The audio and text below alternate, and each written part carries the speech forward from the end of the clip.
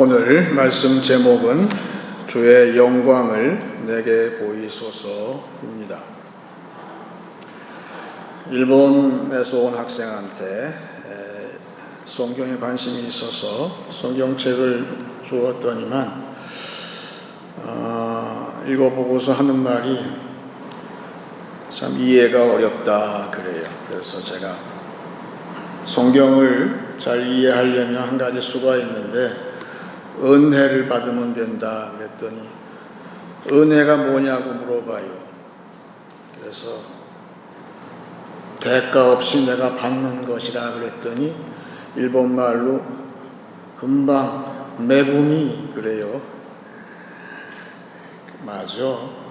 하나님의 매붐이를 받으면 성경을 잘 이해하게 되고 신앙생활 잘 할 수 있는 거야. 그렇게 대화를 끝냈어요.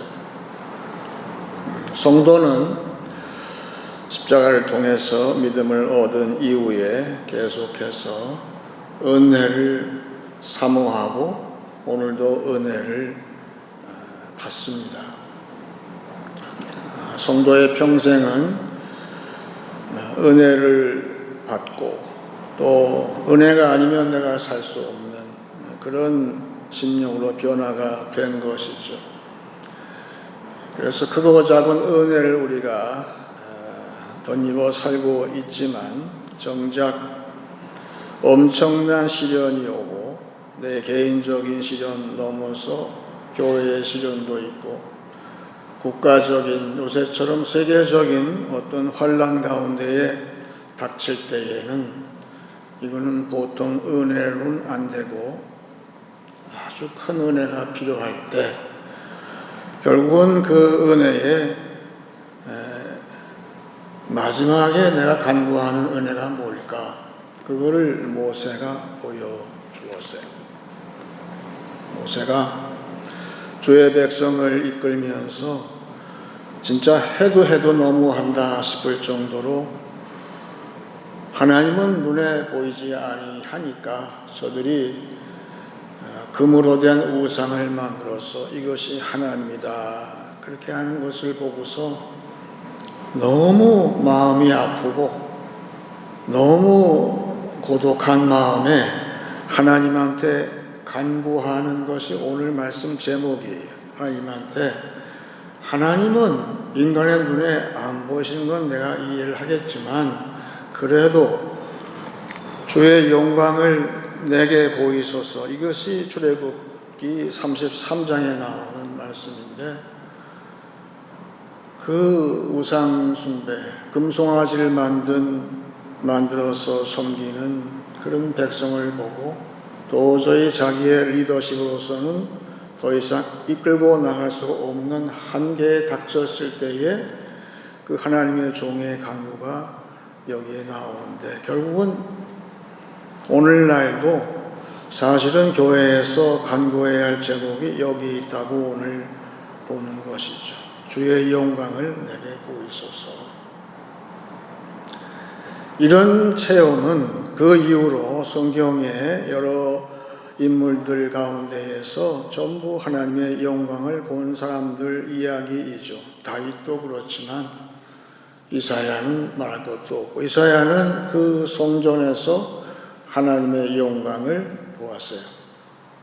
그 성전에 하나님의 영광으로 그 빛으로 충만한 것을 보고 성경은 기재하기를 성전만이 아니라 온 땅에 하나님의 영광으로 충만하다 그렇게 적어놨어요.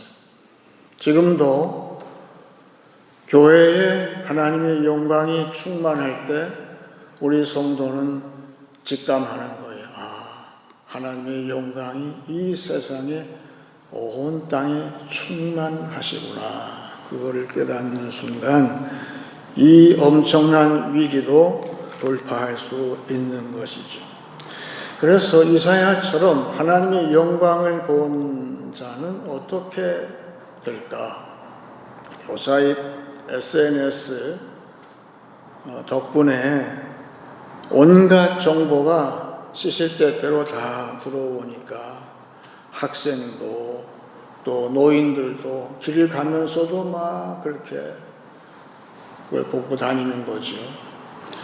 거기다가 그 정보의 양이 엄청나고 그 뉴스가 바뀌는 속도가 무지무지하게 빠르다 보니까 사람들이 들어오는 정보를 채 소화하지 못하고 더더군다나 그 정보가 들어오게 되면 거기에 내가 또 거기에 내 의견을 첨가하게 되니까 너무 그렇게 빨리 해서 또 내 의견을 내는 그런 상황이 전개되다 보니까 우리 티네이저 학생들이 학교에서 집중도가 떨어진다는 거예요.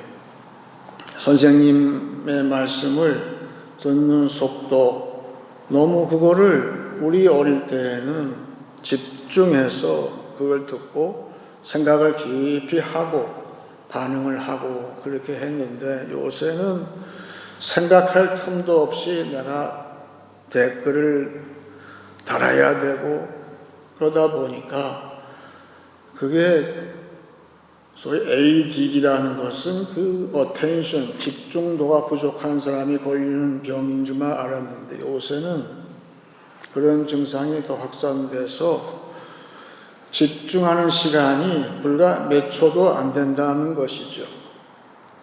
그래서 제가 한번 상상을 해봤어요. 이 많은 정보를 우리가 얻고 있는데 그러면 우리가 그만큼 정보를 많이 가지고 있으니까 옛날 사람보다 우리가 더 현명하게 되는가?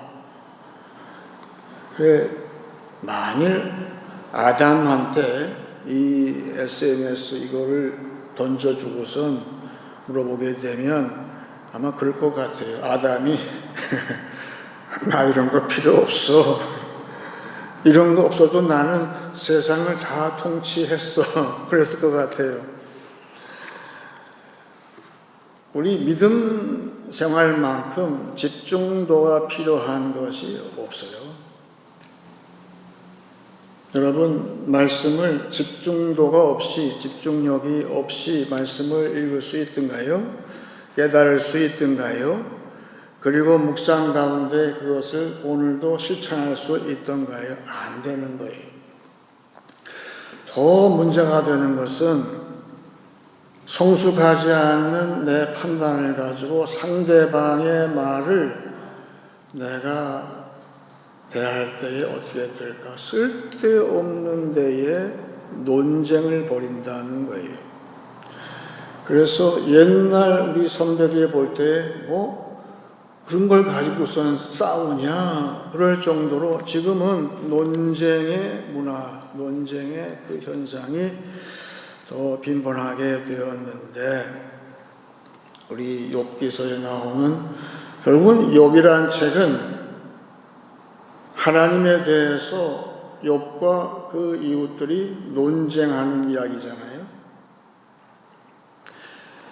누가 얘기하면 질세라, 나도 너만큼 알고 있어. 너만 아는 거 아니야. 나도 많이 알고 있어. 그래서 하나님에 대해서 논쟁을 하다가 이 욥이 깨달았어요. 이래가지고는 하나님에 대해서 나의 문제에 대해서 토론하는 건 아무 의미가 없다 하면서 슬그머니 중간에 욥의 대화의 톤이 바뀌죠. 논쟁에서 기도체로 바뀌는 거예요. 그러다가 마지막에 드디어 하나님에 대해서 얘기했는데 욥은 하나님과 대화하고 싶어 했어요. 그리고 욥기 42장에 가니까 드디어 하나님이 욥한테 나타나셨다. 하나님이 소위 임재하신 거예요. 욥기 42장 5절 6절을 제가 읽습니다. 내가 주께 대하여 귀로 듣기만 하였사오나 이제는 눈으로 주를 배옵나이다. 그러므로 내가 스스로 거두어 드리고 티끌과 제 가운데에서 회개하나이다.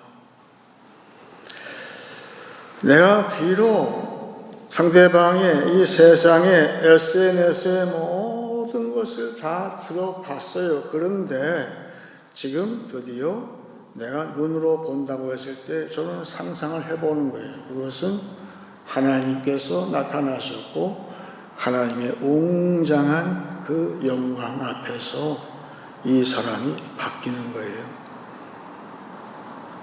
여러분, 하나님이 그 영광을 우리한테 보여주실 때에는 더 이상 논쟁하지가 않아요.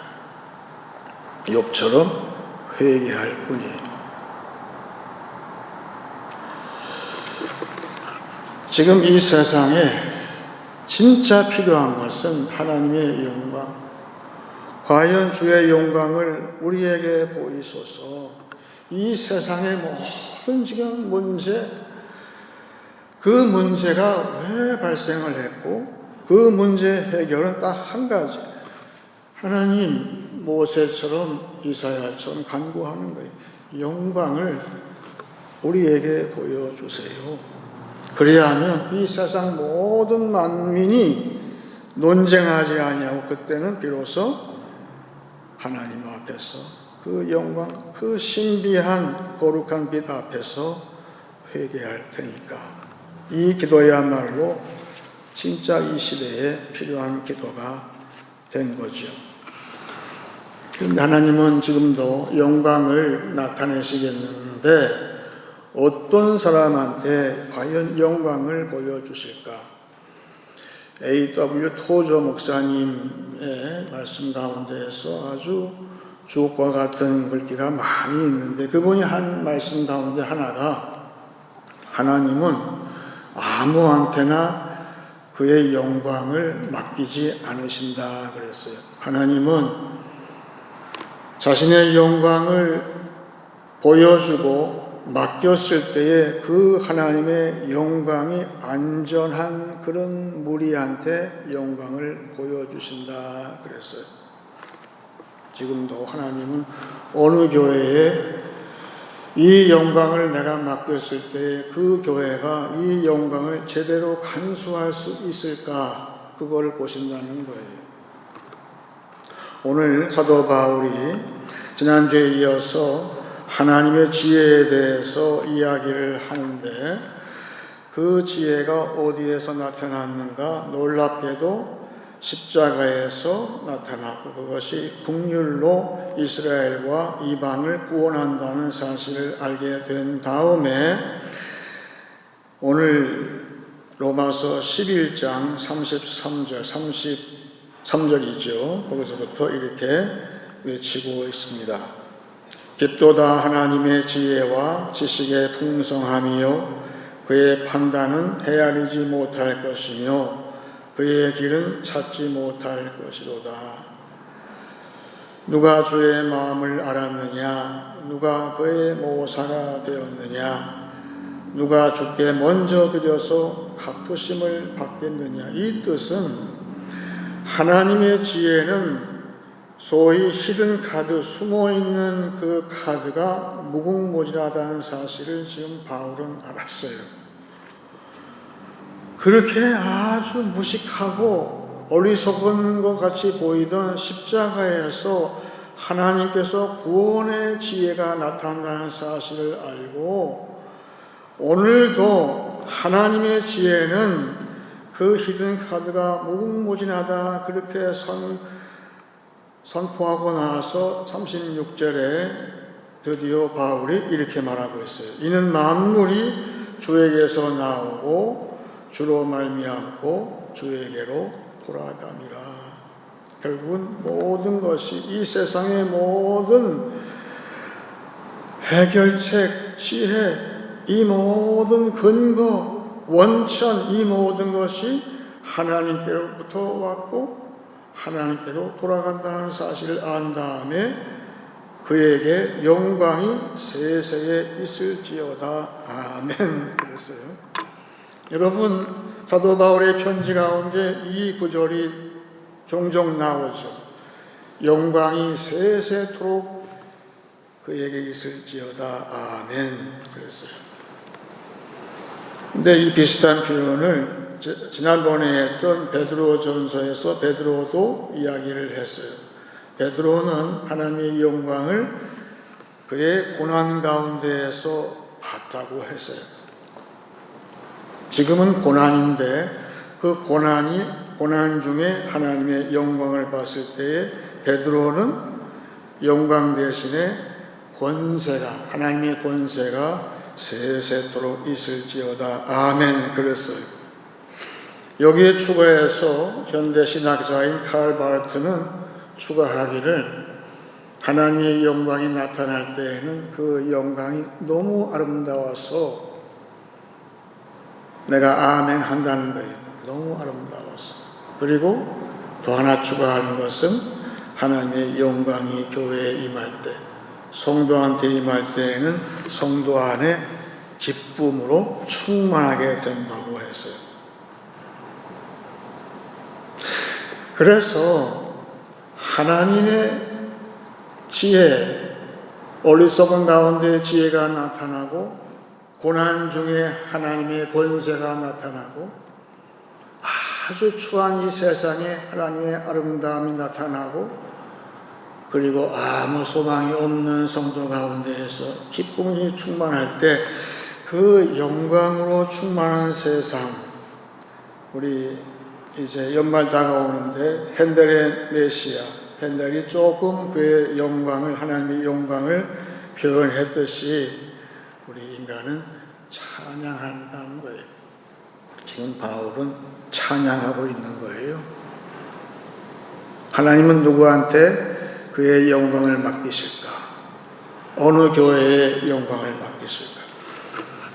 그 나타난 지혜와 또한 권세와 아름다움과 기쁨을 찬양하는, 기도가 변해서 찬양으로 변화되는 그런 성도한테 오늘도 하나님이 그의 영광을 맡기신다 그랬어요.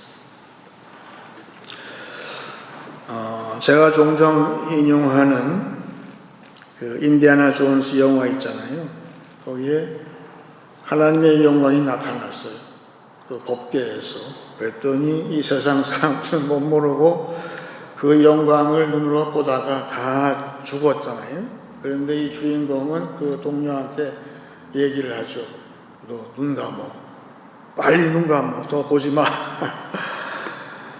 그래서 두 사람이 눈을 감고 그 영광이 다 지나갈 때까지 기다리고 있어 살아났잖아요.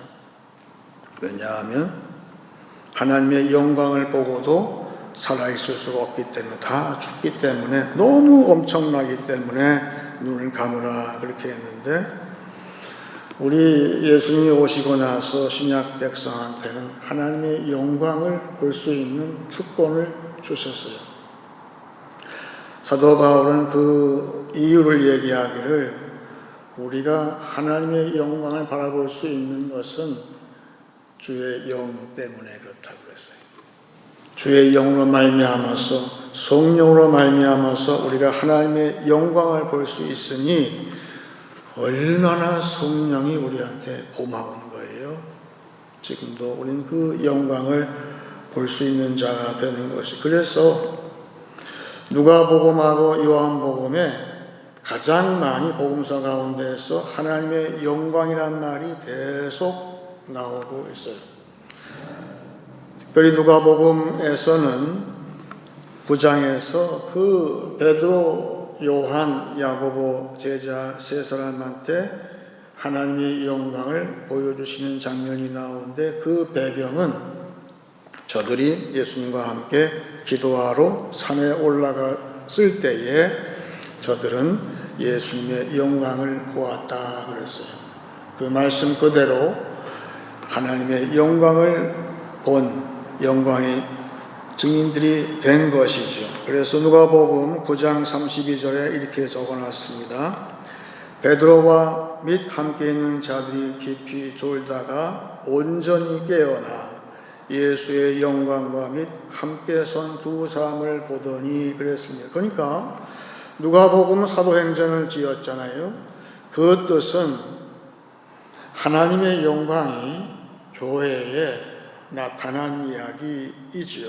그래서 그것은 성도의 기도가 이제 더 깊어지는 것이죠. 우리의 성도의 간구도 이제는 은혜를 구하다가 은혜의 클라이맥스인 영광을 구하는 성도와 교회가 되었고, 그 교회에 하나님의 영광이 나타난 그 이야기가 그 사도행전에 많이 나오는 것이죠.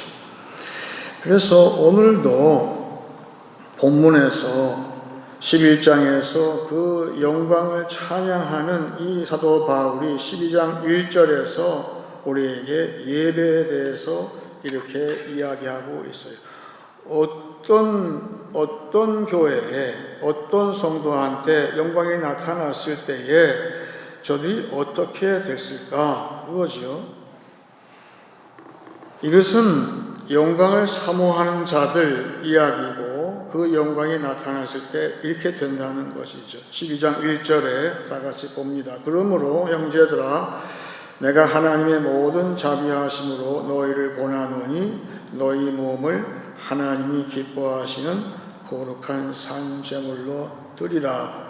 이는 너희가 드릴 영적 예배니라.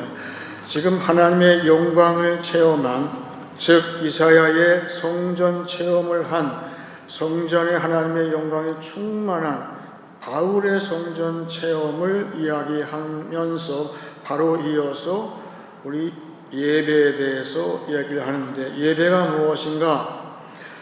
하나님의 영광을 사모하고 더 나아가서 하나님의 영광을, 지금 그 영광을 눈앞에 본 성도는 어떻게 되는가? 그 자신의 몸을 하나님이 기뻐하시는 거룩한 산 제물로 드린다고 그랬어요. 그 뜻은 그 나타난 영광 앞에 내 자신을 드린다는 뜻이에요. 그 뜻은 성도의 헌신이 거기에 있다는 것이죠. 하나님의 영광이 나타나게 되면 교회에 헌신이 있다는 것이죠. 헌신하지 말라고 해도 하나님의 영광을 사모하는 자, 그 사람은 곧 하나님의 영광을 구하고 그 영광을 체험한 사람은 그 나타난 영광 앞에 내 자신을 드린다. 그래서 그 헌신이야말로 지금 교회에 가장 필요한 거 아니겠어요? 그것이 나타난다는 것이죠. 그런데 우리 교회도 그렇지만 이 세상은 헛된 영광, 이 세상의 영광을 꿈꾸고 거기에 따라가는 수가 너무나 많아요.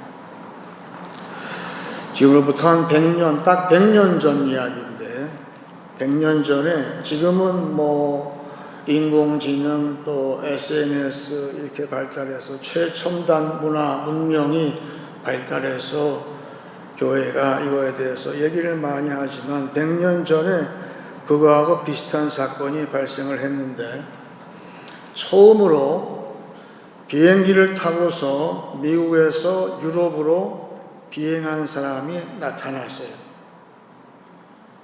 열흘 더 걸리던 그 배 타고 갈 때에는 그 거리를 하루 반 만에 비행기를 타고서 건너갔어요.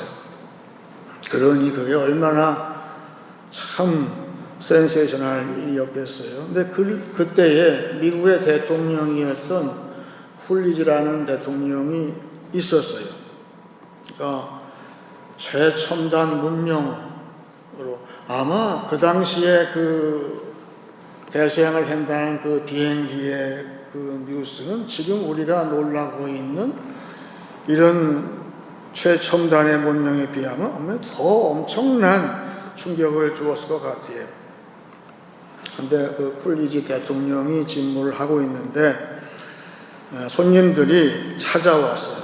그래서 오찬을 대접하고 커피를 이제 대접을 하는데, 그 백악관에 처음 가본 손님들이라서 그 대통령 앞에서 어떻게 먹는가, 그게 지금 에티켓이 뭘까 모르니까 어떻게 했냐 하면 대통령이 하는 대로 그대로 따라 한 거예요. 대통령이 먹는 대로 스푼을 들고 포크를 들고 고스란히 따라 했어요. 그래서 그 밥을 먹는 데는 좋았어요. 그런데 그 다음에 나오는 그 커피를 대접받는데 이거 어떻게 먹지? 보니까 대통령이 그 커피가 나왔는데 어떻게 하냐 하면은 커피 잔이 있고 그 컵을 받치는 받침 접시가 있잖아요. 근데 이 양반이 이 커피잔에서 커피를 조금 따라서 그 접시에다가 붓는 거예요. 몇 방울을. 그 다음에 거기다가 부으니까 다 따라하는 거예요, 지금. 그 다음에 우유를 몇 방울 놓고, 그 다음에 크림을 몇 방울 거기다 추가했어요. 그러니까 손님들은 그걸 다 따라한 거예요. 거기다 넣고, 크림 넣고, 또 우유 넣고. 그래서 이제 맛있나 보다 하고서 그 접시를 들고 있는데, 이 불리 대통령이 그 접시를 몸을 기울여 가지고는 바닥에다가 놔서 그 백악관에서 기르는 고양이한테 주더라는 거예요. 고양이 음식이. 그래서 그걸 마시려고 들고 있던 손님들하고 대통령하고 대통령 부인이 박장대소를 한 거예요. 그렇게 해서 그 무식함을 넘겼어요. 이 세상의 영광, 세상의 문화에 내가 따라가게 되면 이렇게 되는데, 오늘 바울은 마지막으로 우리한테 권면을 하는데, 하나님의 영광을 본 성도는 어떻게 될까? 세상의 영광을 따라서 살지 아니하고, 오늘 12장 2절, 너희는 이 세대를 본받지 말고 오직 마음을 새롭게 함으로 변화를 받아. 그랬어요. 우리는 이미 하나님의 영광을 교회에서 성전에서 체험을 한 사람들이에요. 따라서 하나님의 영광이 내게 임할 때에 나는 깨끗하게 회개를 하고 내 자신이 헌신하는, 나의 모든 시간도 나의 모든 재능도 나의 생명까지도 하나님의 그 영광, 나타난 영광 십자가 앞에 나를 드리는 헌신으로 변화가 이미 된 사람은 그 다음에 하나님의 선하시고 기뻐하시고 온전하신 뜻이 무엇인지 분별하도록 하라. 분별할 수 있다는 것이죠. 어떻게 가능할까요? 제가 상상을 해봤어요. 어떻게 내가 변화가 되어서 세상 앞에, 세상의 영광에 내 자신이 변화되지 아니하고 거기를 따라가지 아니하고 거기에 취하지 아니하고 거기에 뭐가 있나 내가 코를 박지 아니하고 내가 오히려 거꾸로 세상을 변화시킬 수 있는 나의 능력은 어디서 올까? 예수님은 우리 성도 보고 너희는 세상의 소금과 빛이라고 하셨어요. 그것이 어떻게 가능할까? 그거는 멀리 갈 것 없이 사도 바울의 유명한 로마서 8장, 요 앞에 있잖아요. 거기에서 성도가 은혜를 체험하고 그 은혜의 절정에 있을 때에 바울은 이야기하기를 하나님께서 너희를 영화롭게, 영광스럽게 만들어 주신다고 약속을 했어요.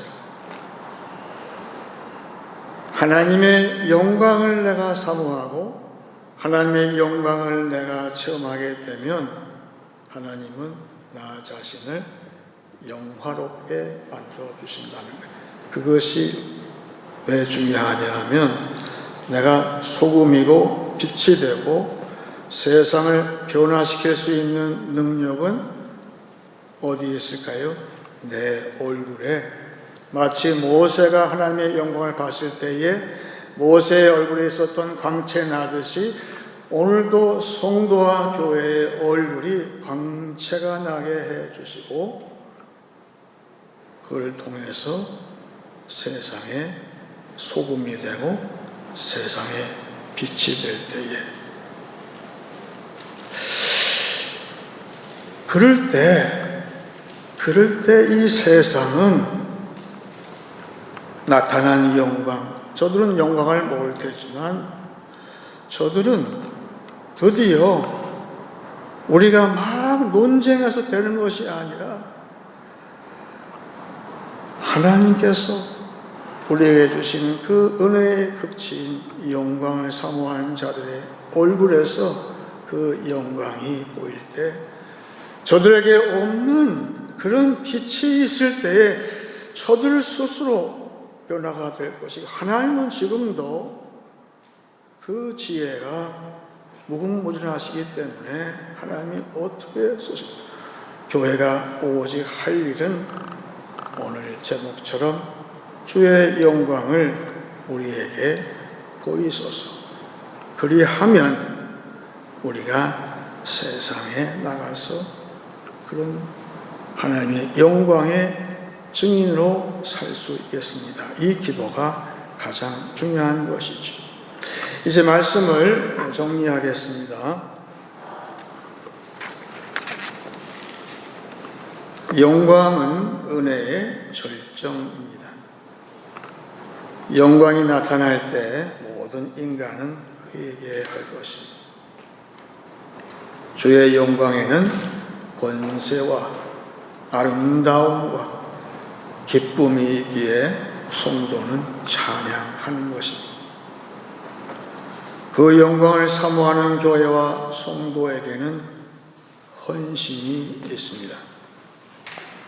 주의 영광을 내게 보이소서. 영광을 본 증인답게 한 주간 살면서 오히려 세상을 변화시키는 영화로운 교회와 성도 되시길 축원합니다. 이제 찬송 213장 하겠습니다.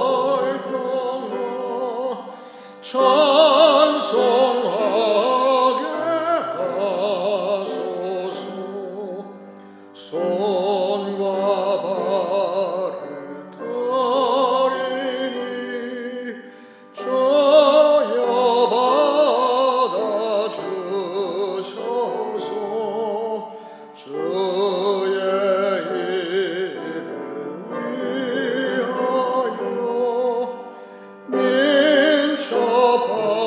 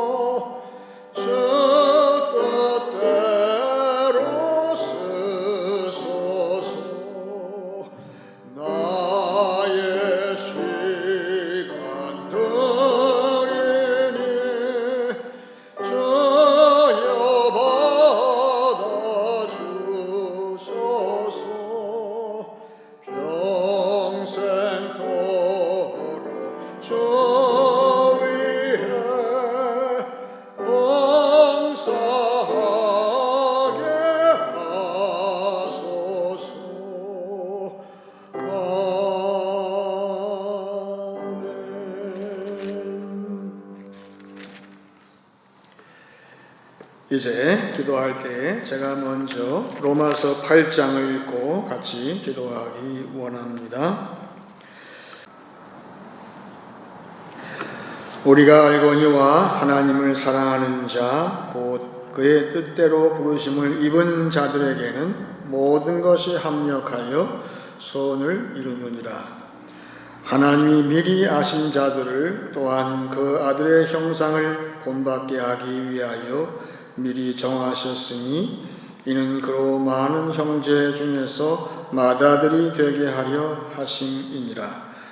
또 미리 정하신 그들을 또한 부르시고 부르신 그들을 또한 의롭다 하시고 의롭다 하신 그들을 또한 영화롭게 하셨느니라. 다 같이 기도하겠습니다.